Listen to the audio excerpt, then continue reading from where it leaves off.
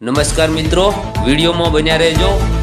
ભુવાભાઈ રબારીનું સિકોદર માતાના સાનિધ્યમાં ભવ્ય સ્વાગત કરવામાં આવ્યું અને ત્યારબાદ ભુવાભાઈ રબારીએ પોતાની સમાજને કર્યું આહવાન અને કહ્યું કે હવે જેનો સમય ચાલે છે તેના સાથમાં રહેવું જરૂરી છે।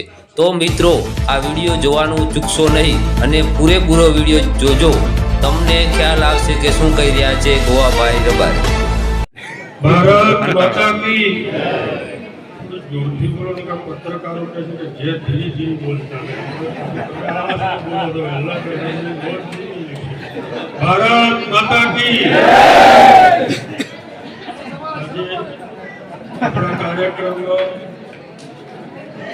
ભુવાજી કાલે જ વાત કરી, આજે જ આપ બધા સૌ આવ્યા છે। ખરેખર અમારી લાગણીને પ્રેમ અને ભુવાજીના આશીર્વાદ આજે ખૂબ જ એક મોટો વિશ્વાસ હોય દેખાય છે। આપણા કાર્યક્રમમાં ઉપસ્થિત ગુજરાતની અંદર એક જ ચૂકાયા છે, પણ એમને કહ્યું એમ કે પહેલાં આપણે છાપ હતી કે રબારી કોઈ વોટ આલે નહીં, મારે તો ટિકિટ લેવા ગયો તો ભરભારી કીધું હતું કે કોઈ ખેડૂત વોટ આલે નહીં। આ રેકર્ડ છે આજે, પણ એ દાખલો મટાડી દીધો। તમારા બધાના આશીર્વાદ દરેકની લાગણી છે। દરેકની બધા પાર્ટી કે ના આ લોકો બીજી સમાજો હાથે બેસી શકે છે, કંઈક કરી શકે એવા આપણા વચ્ચે ધાનેરાના ધારાસભ્ય મુરબ્બી શ્રી બાવજીભાઈ આપણા આજે જે કાર્યક્રમ ગોઠવ્યો છે, આપણા સૌના એક વંદનીય છે એવા ભુવાજી ઠાકરસિંહભાઈ, એવા બીજા આપણા ભુવાજી જીવરાજભાઈ, બીજા ઉપસ્થિત તમામ ભુવાજીઓ, તમામ સમાજના આગેવાન, વડીલો, યુવાન મિત્રો અને બહેનો, પ્રથમ તો બધાને રામ રામ કરું છું। આજનો કાર્યક્રમ ખાલી વાતમાં ભુવાજીને થઈ ગયું, ભુવાજી એક વખત આવો સ્વાગત કરું ના થાય પણ એક દાડમ કરશો, 50-100 જણાને બોલાવજો, 40-50 જણા આપણે કરશે। તો બપોરે ફોન કર્યો કે ના અમે તો બધા ફ્રેન્ડે કામ કરવા આવવા, આની અંદર આપણે શંકરભાઈને કંઈ બીજું બોલાવો, સમાજની મીટિંગ છે ભાઈ, આગળ માવજીભાઈ કે ચૂંટણીનો સમય છે, ચૂંટણીની અંદર બધી જ વાતો થશે, જાત જાતના બધા ટૂંકાઈ નહેરશે, પણ તમારા વચ્ચે 31 વર્ષનો હતો, તમારા વચ્ચે જિલ્લા પંચાયતના પ્રમુખ તરીકે આવ્યો છું। આજે 40 વર્ષથી તમારા વચ્ચે છું। તમામ સમાજોના કામ કર્યા છે, પરંતુ આપણી સમાજની અંદર ક્યાંય પણ તમારા આગેવાન તરીકે મારા સામે કોઈ ઓગળી કરી જાય એવું નથી થવા દીધું। ત્યારે દુઃખી થયો હોય, નુકસાન કર્યું છે, પણ મારા હિસાબે સમાજને કંઈ નુકસાન થાય, સમાજને કંઈ ઓગળવું પડે એ કદી થવા દીધું નથી મારા જીવનમાં। હવે તો 70 વર્ષથી થશે પણ નથી। એ રીતે તમારું ગૌરવ કાયમ રાખ્યું છે। જે બજુરી ટોપું નાના મોટું કર્યું છે, ત્યારે દુષ્કાળ પડ્યા હોય, પાણીનું હોય, કોઈ કનડગત હોય તો એને પણ થયું ના હોય, હવે કનડવા જેવું નથી। જે જાગૃતિ લાવવાની હતી, ઘણી જગ્યાએ બોલી ન શકતા તેઓ પણ બોલતા પાસે રહીને ગયા છે, ભાઈ આપણો પણ અધિકાર છે, હવે બધો સમય જતો જ એ રીતે મારાથી બન્યું, તમારા વચ્ચે રહીને કર્યું છે। ઘણાને એમ થતું છે કે ભુવાભાઈ ઓમથી ઓમ તેમ કર્યું। મોદી સાહેબ 2002થી ખૂબ પરિવારની જેમ પ્રેમ કરતા કે તું આવેલો શક્તિ મત વગાડ, અહીંયા સારું રહેશે, સમાજને ખોટું થશે, પણ મેં કીધું હું ઓમથી ઓમ કર્યું તો હવે સમાજના લોકો કહે છે કે તમારો આગળ ફરી ગયું, એ સમાજને ન અભળવું પડે એના માટે આ 40-25 વર્ષ સુધી વગર સત્તાએ પણ તમારા વચ્ચે જે બંનેના માટે લડ્યા કર્યો તેવું ચોખ્ખું કર્યું, પણ છતાં મોદી સાહેબે પ્રેમ એનો એ જ રાખ્યો। જે કોક મળે અને પહેલા સમાચાર છે એટલે આપણને થાય કે આ માણસનો રોજ વિરોધ કરે છે તો પ્રેમ કરે છે। એ રીતે જોયું પછી પણ હવે અમને તો 70 વર્ષ થયા, અમારું જીવન તમારા વચ્ચે તમે ખૂબ પ્રેમ આલ્યો, અમારાથી બન્યું ટોપો કર્યું, પરંતુ હવે 70 વર્ષ થયા એટલે હવે બધું જ તમે સુખી, તમે કંઈક મેળવો એ જ અમારી ખુશી, એ રીતનું છે। વિચાર્યું કે હવે મોદી સાહેબે પણ કહ્યું કે પાછળની નવી પેઢીનો વિચારો, તમારી પાર્ટી હવે ક્યાંય ઊભી થાય એમ નથી, આવકારો, તમે જીવન પૂરું કર્યું, પણ હવે નીચેવાળા તમારી જૂતેલો સમાજ છે, સાથીઓ છે, એમને દુઃખી મત કરો. અને હવે તમે આ વિચારો એ શબ્દ મારા ગળે ચોંટી ગયા અને એમની પાસે જઈ કીધું કે ભાઈ મારે કોઈ જોઈતું નથી, હું આવવાનું નથી. મારી સાથે 2017માં પણ મુખ્યમંત્રી સાહેબ ડીસાએ કલાક બેઠા હતા કે કાલથી શપથ વિધિ કરી મિનિસ્ટર બનાવો. તું આવ્યો સાહેબે કીધું છે પણ હું નહોતો જો, કારણ કે તું સમાજને પેલું લાગશે કે ફરી ગયા. મારા હિસાબે તો ભણવું પડે એવું નથી. પણ હવે અત્યારે જોયું કે જો અત્યારે નહીં કરું તો પાછળવાળાને નુકસાન થશે.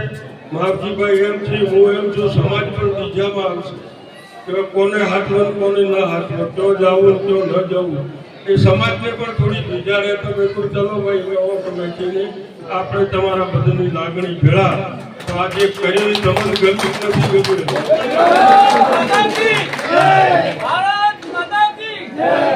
તો એ રીતે કયા છે. હવે કોઈ એવી પેલી છે નહીં કે તમારે કોઈની લાચારી રહે કે કોઈની શરમ રહે એવું કોઈ, કારણ કે ગુજરાતના તમામ સમાજના નેતા બધા જ આવી ગયા છે, કોઈ બાકી નથી.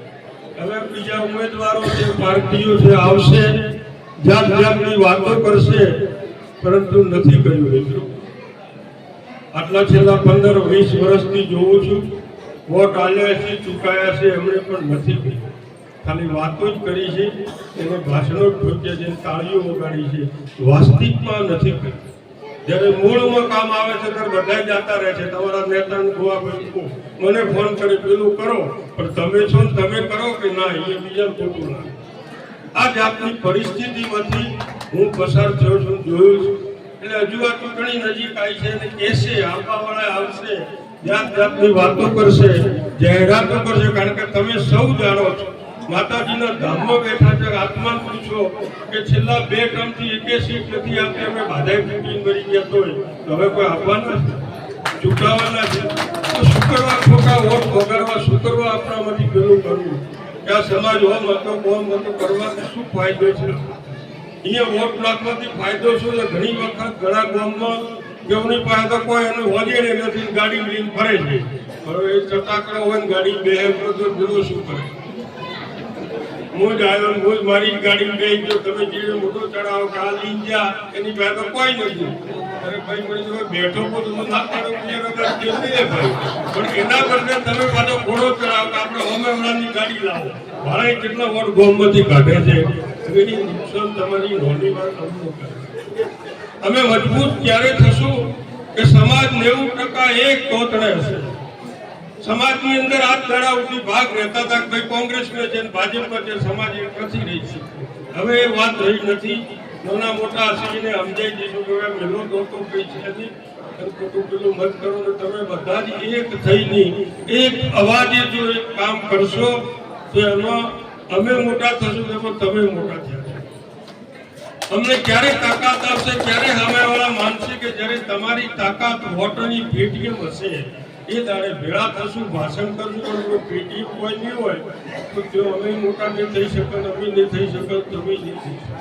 પેલા ખાલી આવશે કોઈ દોરો બોલશે કે મારે તો ભાઈ કરેલો છે, મારે બેન કરેલા છે, એ ઘરની બેનને તો પૂછતા નથી, હું બેન કરેલું છે એમ કરીને પણ બેસીને ઠગવદ્યા કરશે. મત ઠગાતો એમાં મત કશું કરતું. હું પૂછું છું કે છેલ્લા 25 વર્ષની અંદર એક પણ નોકરી આલી હોય તો બતાવે ને તો એક પણ સમાજનું જ્યારે આખરી કામ આવ્યો, સામૂહિક કામ આવ્યો હોય, નડતર રૂપ કામ આવ્યો, સમાજની આબરૂ પરની વાત આવી હોય, એ નેતા મારી સામે આવીને વાત કરે કે એકે પણ કામ કર્યું હોય, સીધો જ ફોન કરે ગોવાભાઈ તમારો સમાજનું છે. હું લડ્યો છું, હાર્યો છું, પરંતુ તમારું સાચું કામ હોય એના માટે કદી પીછે નથી ગયો. મારા સ્વાર્થ માટે, મારા વોટ માટે સમાજને નુકસાન થાય એ કદી નથી થવા દીધું. કઈ વાર હારી ગયો તો હારી ગયો, પરંતુ હાર્યા પછી પણ હું જીતેલો છે. એ રીતે તમે સૌથી હાચવો છો. તમારી તાકાતથી કાયમ જીતેલો રહ્યો છો, કાયમ જીતેલાની તરફ લડીને કામ કર્યું છે. એ તમારા સૌની તાકાત હતી ત્યારે કર્યું છે. બીજા બધા અત્યારે આવશે. આપણે ઉમેદવાર નથી જોવાનું, તમારા ઉમેદવાર અમે 2 જણા છીએ. અમે 2 જણા ઉમેદવાર છે, તમારે એને નથી જોવાનું. એ લોકો અહીં જાત જાતની વાતો કરશે, આ કરો તે કરો ઓલું કરો, એ વાત તો ના આવતા મહેરબાની કરીને. એ ખાલી બનાવવા માટે ને ખોટા એ બગાડવા માટેનો બગાડ મત કરજો. ખૂબ વિચાર કરી 70 વર્ષની ઉંમરે ઉંમર પૂરી થઈ ગઈ હોય અને આમ કર્યું છે તો કોક તમારા ભલા માટે કર્યું છે. અમે તો બધું જીવન કોઈ હાથનું ખોટું સુખી દુઃખી કાઢ્યું, પણ હવે જો આ કર્યું છે તો સમાજને નજર રાખી કર્યું છે કે એનો ફાયદો કેવો છે, અને ક્યાંથી ફાયદો મળશે, હવેનો સમય કયો છે એ જોઈને વિચારી કર્યું છે. તો મહેરબાની કરીને બીજી વાતોમાં ના આવતા. ઘણા આપશે બીજી જાહેરાતો કરશે, ખેડૂતોને આ આલી દઈશું તે આલી દઈશું, પણ આવશો તો હાલશો ને. ખાલી વાતો જ કરી છે, ખાસ એક આવવાના જ નથી, પણ હાલવાની વાત જ કરી એ રીતે કરશે. સમાજમાં કંઈક ના કંઈક માથાકૂટ કરાવશે.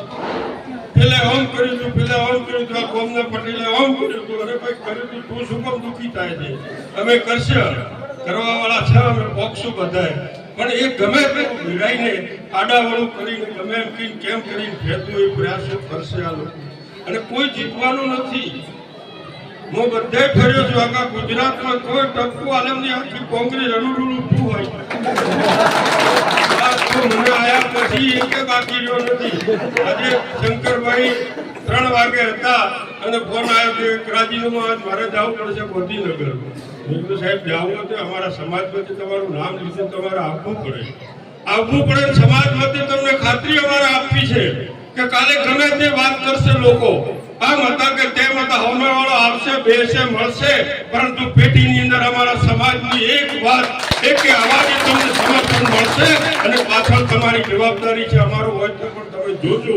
એ કહેવડાવવા માટે બોલાયા છે. અધ્યક્ષ તરીકે ન આવી શકી, પરંતુ તમે તો સમાજની મીટિંગ છે, અમારે રાજકીય નથી.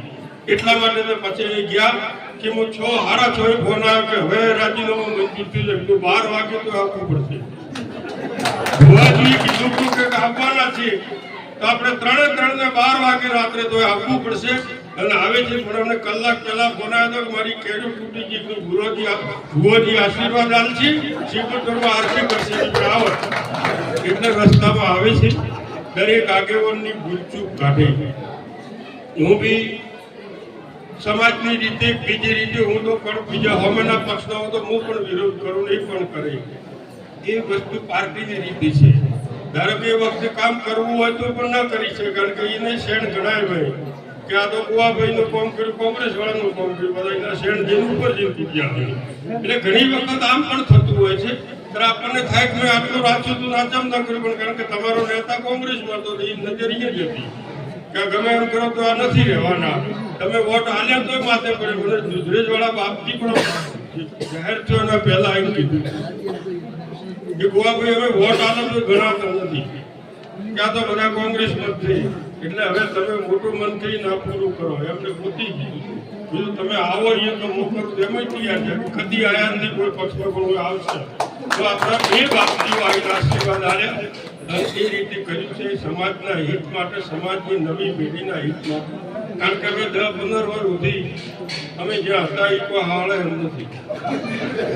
એટલા માટે 15 વર્ષ તો અમારા શહેર નિરાશિતની ને એટલો ચેડના તો કોક કરશે અને ભવિષ્યમાં કામ પડે. આપણે રોજ કોઈ કામ નથી, આપણા કોઈ ખોટા ધંધા નથી.